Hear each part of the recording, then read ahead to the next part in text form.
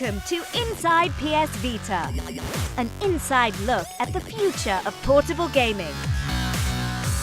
Coming up in this episode, we take an inside look at social connectivity. The social network features of PlayStation Vita are one of the things that I think is going to set the whole console apart.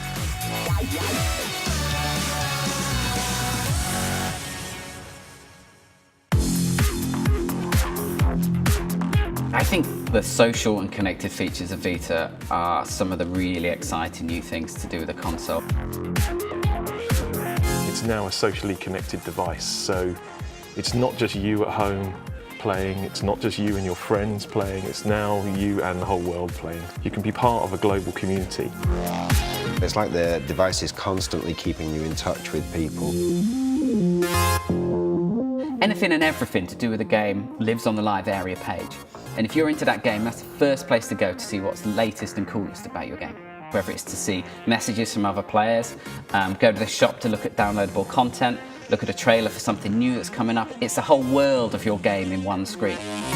Live area is an interface for the developers to interact with the players of our games. So we can send you messages as you play, we can send you messages, announcements about new features, and it gives us a direct kind of connection to you. Even before you've actually got into the game, it's connecting you with your friends and connecting your experiences, which I think, is really inbuilt into what PlayStation Vita is and makes it a very, very powerful device. One of the cool things about it also gives you activity streams, so it tells you what your friends are doing on that particular game, what trophies they've unlocked, see who set fastest laps, see where you are compared to your friends. In Hustle Kings, for example, we have the game manual there, and there's also rules for all the different type of pool games. There'll be links to the forums where you can find out the latest information. One of the coolest things about PlayStation Near is it allows people to meet new game friends and then start to play with them too. So Near is about bringing the global community of gamers together. So you can meet all the friends in your street, you can meet all the friends in your town or abroad, and it allows you to see who's playing what, where.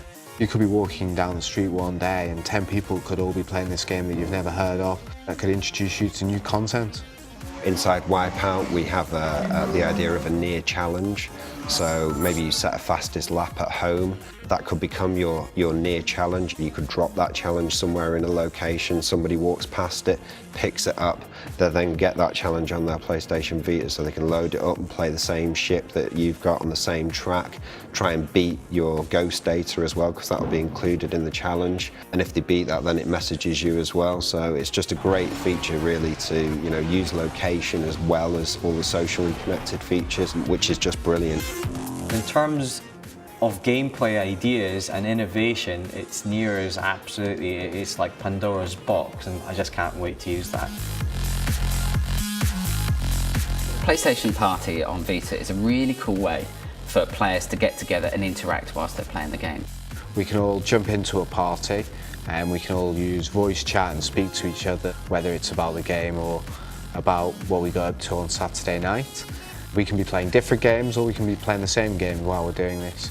If we're all just on the home screen, we can use that to jump into a game together. For example, in Hustle Kings, you could have a party going on and then decide you want a multiplayer game of 8-ball. Bang, you'd all jump in and off you go. Great feature. I think it's first for any mobile gaming platform.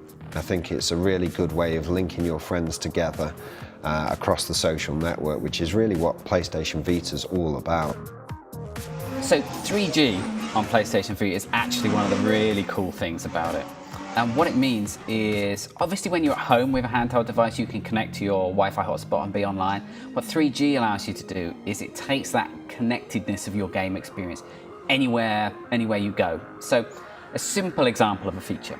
In Wipeout 2048, we have a ghost challenge mode, when you have a leaderboard of all your best friends who've got faster lap times than you. So you've got 5 guys faster than you. Let's say you beat the guy at the bottom of that ladder and the game automatically downloads the next fastest ghost for you. Now, if you were then, back in the day before you had 3G, if you were to go and play the game on the bus on the way to work, you wouldn't be able to continue playing that game mode. Whereas with 3G now, you can still keep playing. If you beat number 3 on the list, the 3G connection will download the number 2 ghost and ping a message to the number 3 guy you've already beaten. So whilst you're away from a Wi-Fi hotspot with 3G, you can still be competing and messaging your friends who own PlayStation Vitas and PS3s as well. It's a totally new way that people are going to be able to continue playing their games that we haven't been able to do before. We can now integrate your gaming with your social platform. It's now part of our life, these social platforms, these social networks. So why shouldn't gaming be part of it? And this is our way of moulding it all together. The games we're developing now are sort of really just touching the surface of what it's going to be capable of. And I think that's what makes it a very special platform. But being connected to the network raises PlayStation Vita above a regular handheld console into the new world of connected consoles.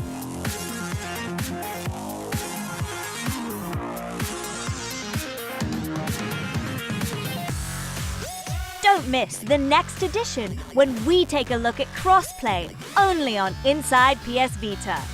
Players on PlayStation 3 can play seamlessly against players on Vita. This is something which games like Wipeout are doing.